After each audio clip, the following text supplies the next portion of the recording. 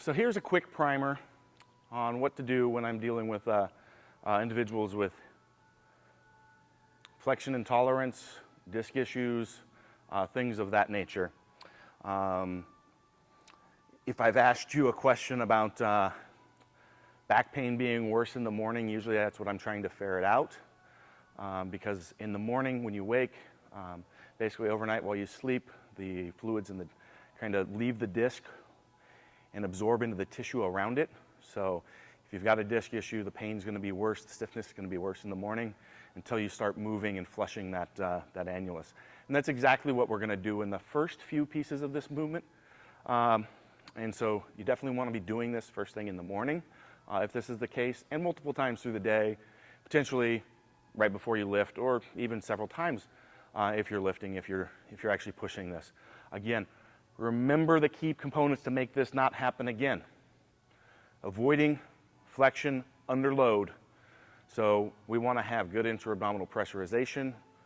You want to be able to maintain those positions and never be moving into flexion under load. And be aware and cognizant of that as you're moving through life, getting in and out of a car, bending over to pick up the kids' toys off the floor. Those other things can put you over the line when you've already had too much repetition or you're on the verge of an issue. So we're going to do cat camels and McKenzie press ups first. So cat camel, we're going to, and these may be different a little bit than how they're coached. This is just the way that I coach them, and that's had good effects for me and my athletes. So we're going to move in the lumbar spine here. We're going to go up and down. Notice the pelvis is rotating, which is exactly what it should do when you're moving that lumbar spine. And we're not doing this as a stretch, so we're not trying to push the full limits either direction. We're just looking for that hydraulic pumping of the disc. So I like to do them fast and have people do them fairly fast as they're doing this, because that's going to create that action. So like such.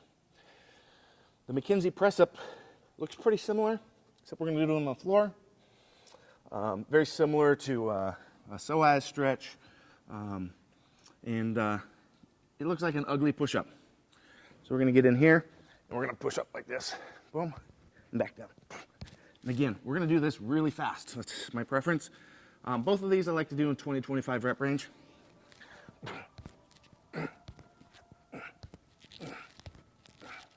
Like such.